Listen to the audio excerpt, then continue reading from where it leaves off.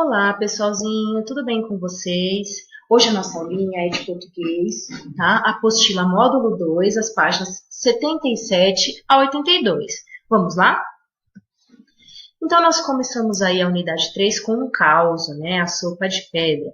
Os causos, pessoalzinho, eles eram conversas de fim de tarde. Antes que existisse a TV, as famílias elas se reuniam, elas costumavam contar histórias.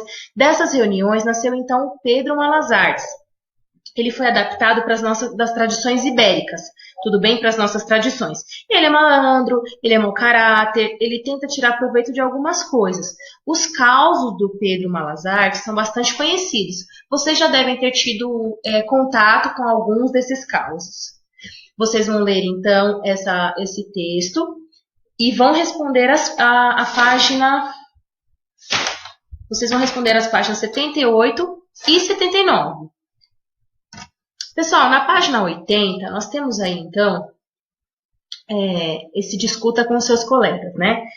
Então, tem um texto que está escrito assim: as personagens da história são Pedro Malas Artes, o velho agricultor e assim a velha. Delas, apenas Pedro Malas Artes tem nome próprio. As demais têm nome indeterminados. Pensem em algumas personagens de contos de fada, como Chapeuzinho Vermelho, Bela Adormecida, Branca de Neve, Cinderela, etc. Por que os autores utilizam personagens com nomes indeterminados? Comente. Então, vocês vão comentar aí, né, com a família de vocês, porque, felizmente, não tem como a gente discutir com os colegas em sala, mas vocês podem discutir com os pais, com os responsáveis aí de vocês, tá? A avó, a tia, né? Então, por que, gente, por que os autores, eles utilizam personagens com nomes indeterminados? É para destacar as principais características dos personagens principais da história. Então, Chapeuzinho Vermelho, ela tinha capa vermelha, né? A Bela Adormecida, aquela princesa que dorme, foi despertada aí pelo beijo do príncipe, né? Então, é por isso que os autores colocam, então, esses nomes fictícios aí. É para destacar as principais características dos personagens principais aí da história, tudo bem? Para fazer o próximo exercício, que é o exercício 60, eu trouxe para vocês, então, uma revisão sobre os pronomes, tá? Vocês vão precisar revisar para poder responder a página 60. Então, vamos aí. Temos os pronomes pessoais do caso reto. São aqueles que têm a função de sujeito, né? Eu, tu, ele ou ela, nós, vós, eles ou ela. Por exemplo, eu não gosto de açaí, mas ela insiste para que eu coma. Eu e ela faz aí a função de sujeito. São pronomes pessoais do caso reto. Tudo bem?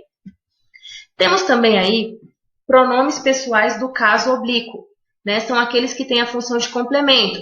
Um exemplo, me, mim, contigo. Tem um exemplo aí na frase do exercício 60, que está escrito assim: antes, porém, apanhou 2 pequenos seixos e colocou-os no bolso da calça. Tá. Pessoal, colocou-os. Esse os está se referindo a quem? Aos seixos, não é isso? Então, esse os está fazendo uma função aí de complemento da palavra seixos, né? Então, esse pronome os é um pronome pessoal do caso oblíquo. Tudo bem? Então, nós temos aí, né, alguns pronomes que eu trouxe para vocês.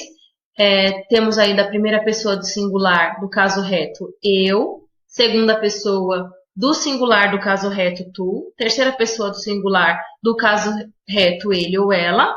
Né? Temos também aí a primeira pessoa do plural do caso reto, nós. Segunda pessoa do plural do caso reto, vós. Terceira pessoa do plural do caso reto, eles ou elas. Aí, nos oblíquos, na primeira pessoa do singular, nós temos me, mim, comigo. Segunda pessoa do singular, do caso oblíquo, te, ti, contigo. Terceira pessoa do singular, do caso oblíquo, se, si, consigo, o, a e lhe. Aí, no plural, nós temos aí a primeira pessoa do plural, do caso oblíquo, nos e conosco. Segunda pessoa do plural, do caso oblíquo, vos, convosco. Terceira pessoa do plural do caso oblíquo, se, si, consigo, os, as e lhes. Tudo bem?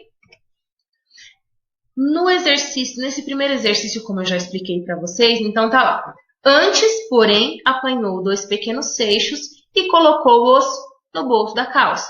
Então, esse os está fazendo referência a quem? Está relacionado a quê? A palavra seixos, né? A gente está falando dos seixos quando a gente diz o os, né? Esse outro exercício, assim, essa outra atividade, pessoal, para ele poder cozinhar. Ele quem? O Pedro Malas Artes. Então, pergunte aí ao termo destacado para você saber ao que está se referindo. Tudo bem? Ele quem? Os quem? Tudo bem? Colocou os quem? Os seixos. Ele quem? O Pedro Malas Artes, tá? Para ele poder cozinhar. Nós temos aí então a pergunta. Os termos destacados fazem referência a outros termos facilmente deduzidos pelo contexto em que se insere, sabendo-se que os pronomes são termos relacionais, isto é, se relacionam com outros termos, responda A. Todos os termos destacados da questão anterior são termos relacionais?